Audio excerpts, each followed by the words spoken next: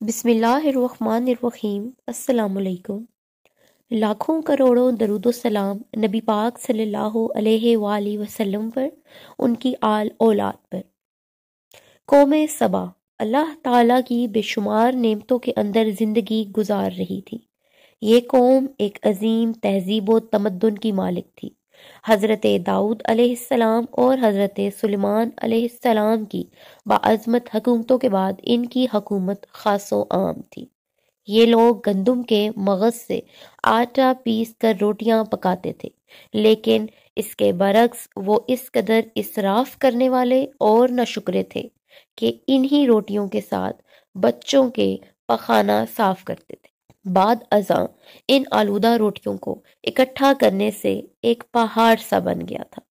پھر ایک صالح شخص نے، جو کہ وہاں سے گزر رہا تھا، گزرتے ہوئے ایک عورت کو دیکھا جو روٹی کے ساتھ بچے کے پخانے کے مقام کو صاف کر رہی تھی۔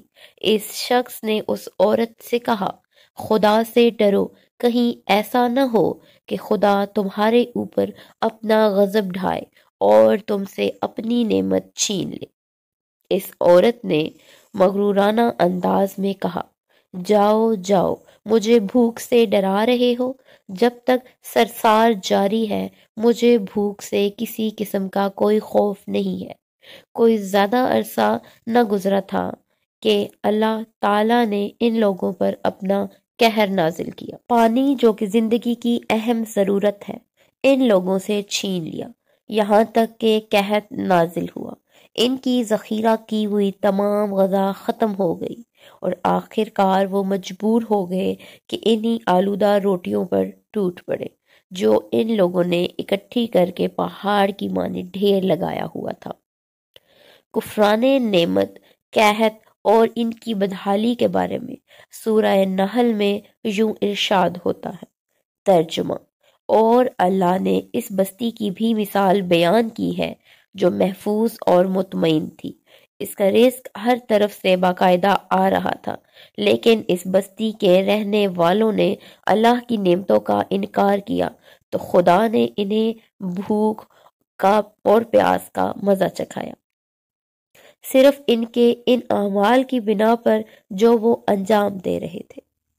اور یقیناً ان کے پاس رسول آیا تو ان لوگوں نے ان کو جھٹلایا، تو پھر ان تک عذاب آ پہنچا کہ یہ سب ظلم کرنے والے تھے۔ ایک اور واقعہ جو کہ قرآن مجید میں بیان ہوتا ہے وہ یہ ہے کہ ان لوگوں نے اپنی زراعت کو بہتر طور پر کاشت کرنے کے لیے پانی ذخیرہ کرنے کی خاطر بلک کے دو پہاڑوں کے درمیان ایک بہت بڑا بند مارا بنایا ہوا تھا۔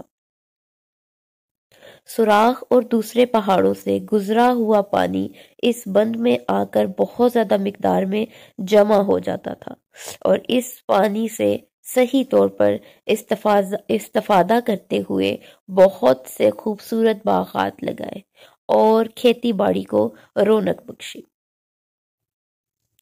ان باغات کے درختوں کی جو شاخیں تھیں وہ اس قدر پھلوں سے لدی ہوئی تھیں کہ اگر کوئی شخص سر پر ٹوپی رکھ کر ان کے نیچے سے گزرتا تو پھل خود ٹوکری میں گرنا شروع ہو جاتے اور ٹوکری تازہ پھلوں سے بھر جاتی تھی۔ لیکن اللہ تعالیٰ کی نعمتوں کی کثرت نے انہیں شکر کرنے کے بجائے غافل کر دیا تھا، یہاں تک کہ ان کے درمیان بہت بڑا طبقاتی نظام وجود میں آ چکا تھا۔ ان میں سے صاحب اقتدار لوگوں نے کمزوروں اور ضعیفوں کا خون چوسنا شروع کر دیا تھا، یہاں تک کہ ان لوگوں نے خدا سے ایک احمقانہ التماس کیا جس کا ذکر سورہ سبا کی آیت نمبر 19 میں ملتا ہے۔ انہوں نے کہا، خدایا ہمارے سفروں کے درمیان فاصلہ زیادہ کر دے۔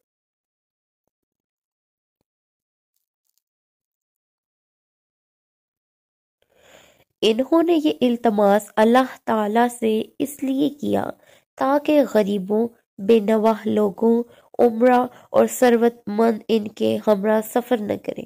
ان کی خواہش یہ تھی کہ آبادیوں کے درمیان خشکی ہو اور فاصلہ بہت زیادہ ہو تاکہ کم آمدنی والے لوگ ان کی طرح سفر نہ کر سکیں۔